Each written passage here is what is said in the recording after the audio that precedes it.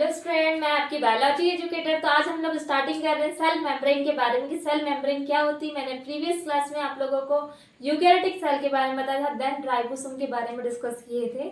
आज की जो क्लास है उसमें प्लाज्मा मेम्ब्रेन के बारे में डिस्कस करने वाले हैं। प्लाज्मा मेम्ब्रेन क्या होती है? एक प्रोटेक्टिव लेयर होती है जो किसी भी सेल के आउटर पार्ट में क्या होती है, प्रेजेंट होती है।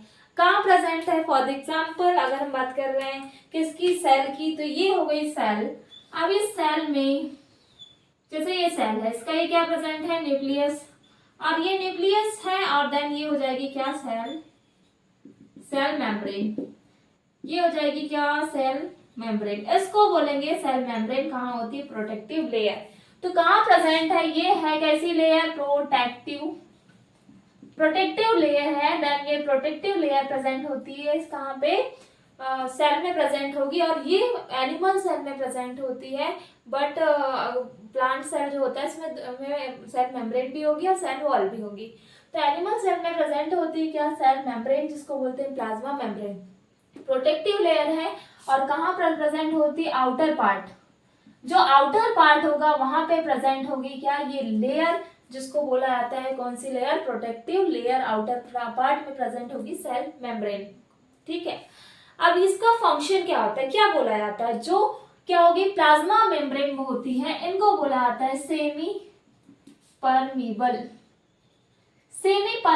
मेम्ब्रेन। क्यों बोला गया सेमी परमीबल मेम्ब्रेन?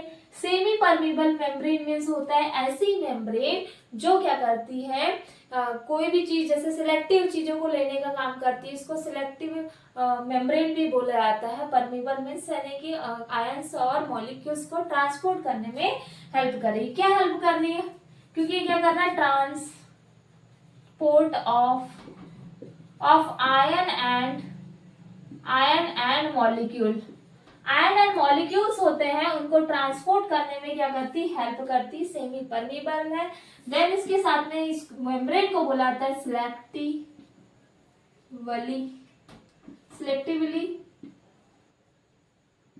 मेम्ब्रेन।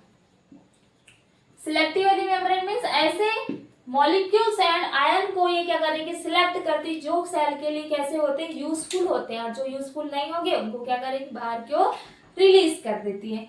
इस टाइप के फंक्शन होते हैं प्लाज्मा मेम्ब्रेन के। देन प्लाज्मा मेम्ब्रेन के बारे में बताऊंगी कि ये किसकी बनी होती है। Plasma membrane lipid plus protein की बनी रहेगी। लिपिड एंड प्रोटीन है तो इसको जो लिपिड प्रेजेंट होता है उसको बोला जाता है फॉस्फोलिपिड की बनी होती है। इसके साथ में बहुत से ऐसे कोलेस्ट्रॉल होंगे। कोलेस्ट्रॉल कुछ पार्ट में प्रेजेंट होंगे। देन उसके साथ में कोलेस्ट्रॉल के साथ में कार्बोहाइड्रेट भी इसमें क्या होते हैं? प्रेजेंट होंगे। तो सेकंड मैंने बोला कि किससे बनी है प्लाज्मा मेम्ब्रेन? ये बनी है made up of lipid and protein. इससे मिलकर के बनी है। देन ये जो प्लाज्मा मेम्ब्रेन में जो लिपिड प्रेजेंट होता है उसको बोला जाता है फॉस्फोलिपिड की बनी है। Some amount of carbohydrate present रहेगा। Then cholesterol. क्या क्या चीजें प्रेजेंट है इसमें? प्रेजेंट है some amount of carbohydrates and cholesterol also present. ये भी इसमें क्या होते हैं? प्रेजेंट होते हैं। Some amount of carbohydrates and then cholesterol. इतना क्लियर हो गया होगा कि प्लाज्मा मेम्ब्रेन के क्या क्या फंक्शन होते हैं। प्लाज्मा जो मेम्ब्रेन होगी उसके फंक्शन होते हैं कि ये कैसी होगी? प्रोटेक्टिव लेयर आउटर पार्ट में प्रेजेंट होगी। कहाँ पे? सेल में। सेमी परमीबल मेम्ब्रेन है। Then transport of ion and molecules में हेल्प कर रही। सिलेक्टिवली मेम्ब्रेन है। देन उसके साथ में किससे बनी? लिपिड प्लस प्रोटीन की। और ये जो लेयर होती है प्लाज्मा मेम्ब्रेन की इसको बोला जाता है बाइलेयर्ड होती है। Na2 लेयर होगी। किसकी बाइलेयर्ड? ये होती है बाइलेयर लिपिड की लेयर होती है। देन प्रोटीन की भी बनी होती है। इसमें डिफरेंट टाइप के प्रोटीन है, उसके बारे में भी हम लोग डिस्कस करेंगे। जो सेल मेम्ब्रेन होता है इसकी स्टडी कब की गई? इसकी जो स्टडी थी कि बहुत से 2 साइंटिस्ट थे, सिंगल निकोलसन और एक थे डेनियल डॉल्सन। इन्होंने मॉडल दिया था प्लाज्मा मेम्ब्रेन के बारे में। तो जब इलेक्ट्रॉन माइक्रोस्कोप जब बना था 1950 में, उसके बाद में क्या हुआ था? प्लाज्मा मेम्ब्रेन की क्या की गई थी? स्टडी की गई थी। और देन उसके बाद में आते हैं कि जो प्लाज्मा मेम्ब्रेन होता है इसका स्ट्रक्चर किस टाइप का होगा। प्लाज्मा मेम्ब्रेन में इंट्रिंसिक एक्सट्रिंसिक प्रोटीन प्रेजेंट होते हैं, जिसको इंटीग्रेटेड प्रोटीन एंड देन क्या बोलेंगे, इंटीग्रेटेड। और एक होता है पेरिफेरल प्रोटीन, जो किसी लिपिड की, प्लाज्मा मेम्ब्रेन की जो लिपिड होती है उसके ऊपर की ओर प्रेजेंट होता है। जैसे एग्जांपल के लिए हम इसके फिगर को ड्रॉ कर रहे हैं, ये हो गई प्लाज्मा मेम्ब्रेन। अब इस प्लाज्मा मेम्ब्रेन में ये 2 लेयर्स हो गई किसकी, लिपिड की प्रेजेंट।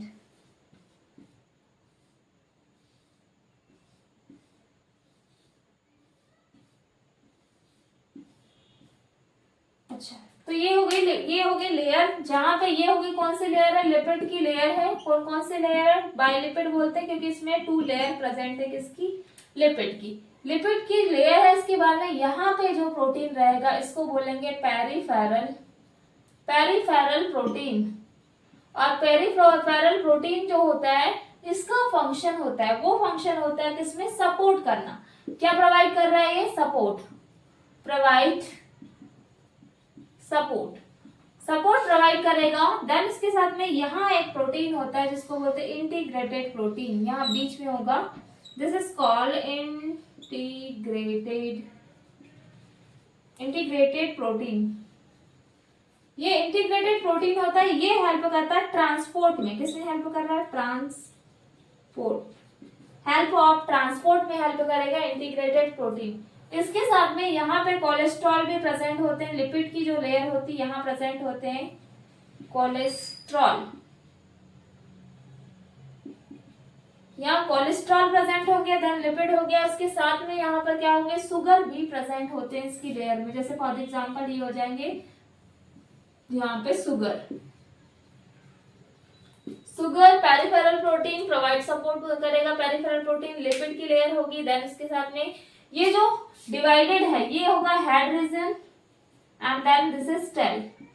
हेड एंड टेल में डिवाइड होगा, तो हेड जो रीजन रहता है इसका, ये होता है हाइड्रोफिलिक मीन्स क्या होता है कि ये कैसा है, ये है पोलर यानी वाटर के से क्या होता है, अट्रैक्ट होने का काम करता है, इसीलिए इसको बोला जाता है क्या, हाइड्रोफिलिक। बट टेल रीजन जो होता है ये होता है हाइड्रोफोबिक मीन्स क्या होगा, ये होता है नॉन पोलर मीन्स जो कहता है वाटर से दूर भागने का काम करता है, किसमें, प्लाज्मा मेम्ब्रेन में। तो ये क्लियर हो गया होगा प्लाज्मा मेम्ब्रेन में कैसी लेयर्ड होती है। तो इसको एक्सटेंसिक, यहाँ पे जो प्रोटीन रहता है इसको एक्सटेंसिक प्रोटीन भी बोलते हैं, एक्सटेंसिक।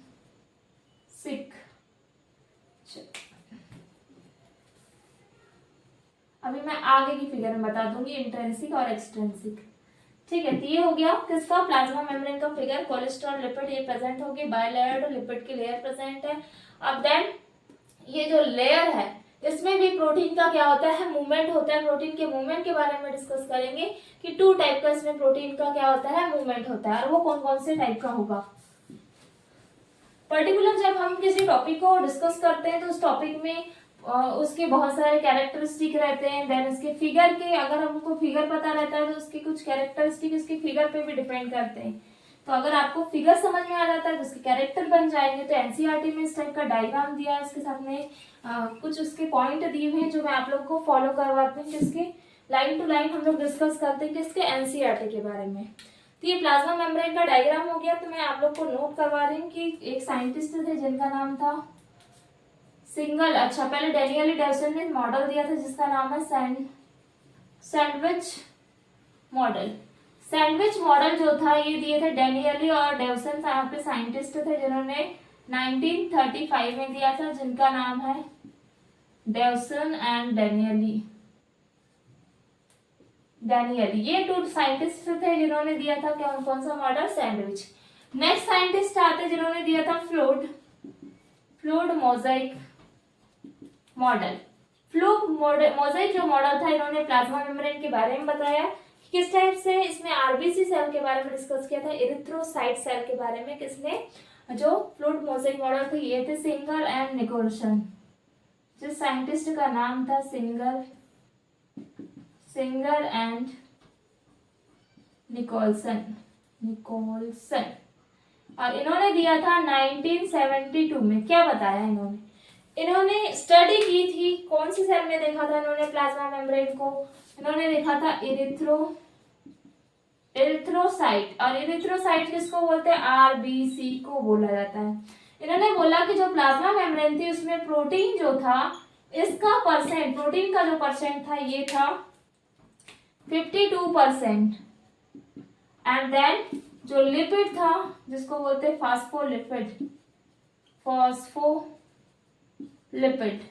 फास्फोलिपिड जो था उसका परसेंट था 40%। देन उसके बाद में और बहुत सारे अमाउंट में क्या प्रेजेंट, जैसे कोलेस्ट्रॉल, शुगर्स वगैरह ये सब चीजें प्रेजेंट थी। ये फ्लूइड मोज़ेक मॉडल में बताया गया था। किसके बारे में? मेन सिंगर निकोलसन ने 1972 में बताया। देन एरिथ्रोसाइट आरबीसी में स्टडी की, प्रोटीन का परसेंट कितना होता है 52%।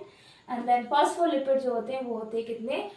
40%। अब मैं इसमें बताऊंगी ये प्रोटीन का मूवमेंट कैसे होता है। तो इसमें प्रोटीन का जो मूवमेंट होगा फ्लिप फ्लॉप होगा, और एक होता है ट्रांजिशन मूवमेंट। देन उसमें मूवमेंट जैसे करेगा, जैसे टू लेयर है, टू लेयर से जब आयंस एंड मॉलिक्यूल्स ट्रांसफर होते हैं तो इसको फ्लिप फ्लॉप बोला जाता है, ट्रांसपोर्ट बोला जाता है। तो इसमें प्लाज्मा मेम्ब्रेन जो होती है उसको और एक उसको बोला जाता है quasi fluid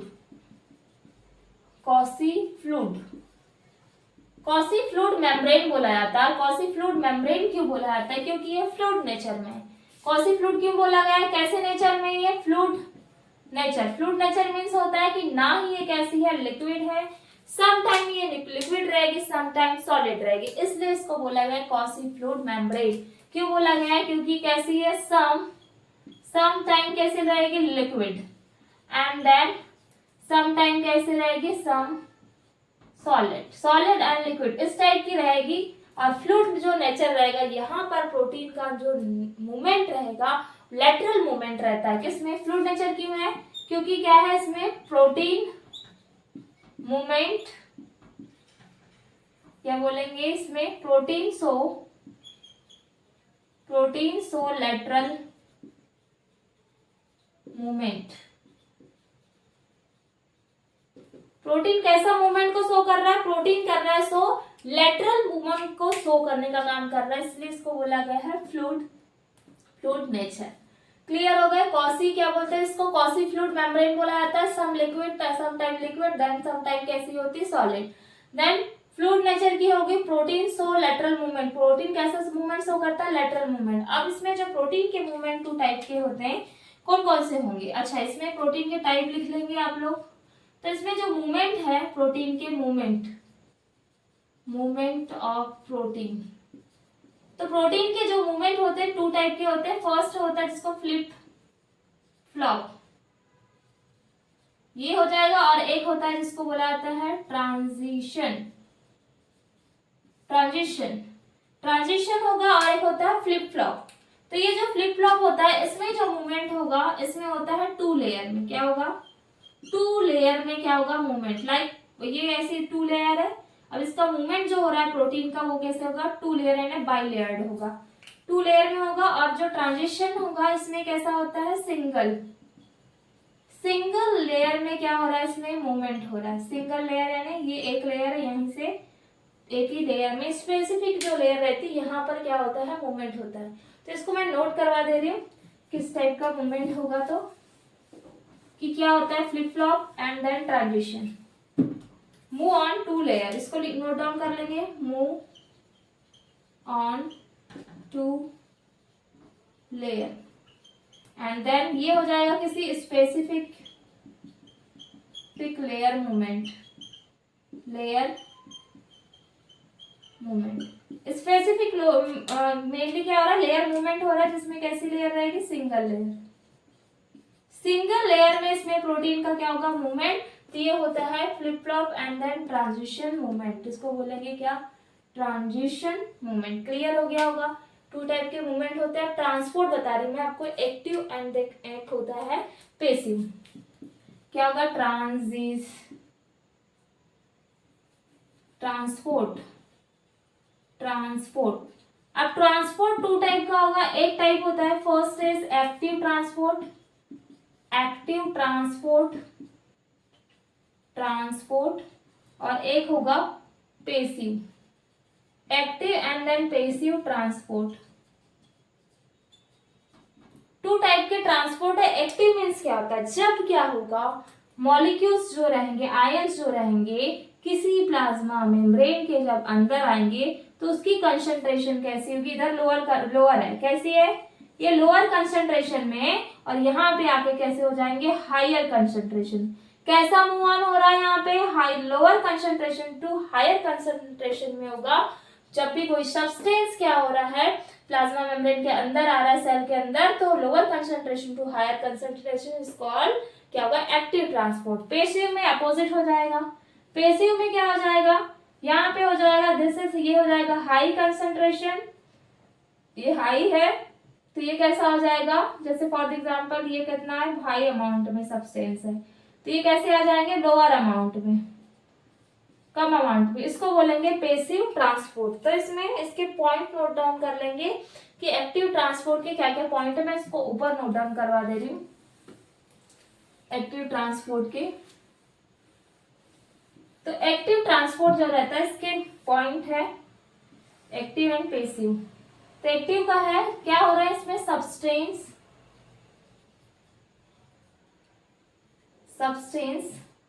move from their lower to higher concentration। कैसा हो रहा है substance, lower to higher, but इसमें जो सब्सटेंस होगा तो सब्सटेंस कैसे मूव करेगा, मूव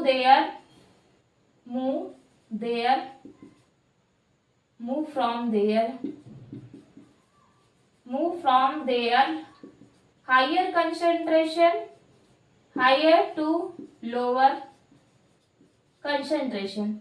अब देखो, अब इसमें क्या हुआ, लोअर टू हायर गया, तो यहाँ पे क्या नीड होती है, एनर्जी रिक्वायर्ड होगी। यहाँ पे एनर्जी किसकी फॉर्म में रहेगी, एटीपी भाई। तो इसमें जो एटीपी के फॉर्म में एनर्जी होगी, ये एनर्जी होती है रिक्वायर्ड, बट इसमें जो एनर्जी होगी एटीपी के फॉर्म में, तो नो एटीपी, या फिर बोलेंगे एनर्जी रिक्वायर्ड, इसमें रिक्वायर नहीं रहती क्या, एनर्जी।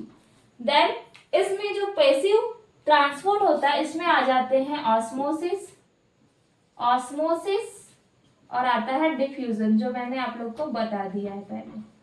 ऑस्मोसिस क्या होता है, देन डिफ्यूजन, कैसे lower high concentration to lower concentration में सब्सटेंस का ट्रांसपोर्ट होता है, उसको बोला जाता है क्या, ऑस्मोसिस। ठीक है, कंप्लीट समझ में आ गया होगा कि प्लाज्मा मेम्ब्रेन क्या होती है, क्या कैरेक्टरिस्टिक होते हैं, कैसे फंक्शन करती है, कैसे एक्टिव ट्रांसपोर्ट पैसिव ट्रांसपोर्ट होगा, ये पूरा क्लियर हो गया होगा। तो अगर आप लोग को प्लाज्मा मेम्ब्रेन जो मैंने आज सेल मेम्ब्रेन समझाया है, इसमें अगर आप लोग को कोई भी डाउट होता है तो आप लोग कमेंट कर सकते हैं। देन अगर आपको मेरा वीडियो पसंद आता है तो प्लीज लाइक एंड सब्सक्राइब करिए। So thank you.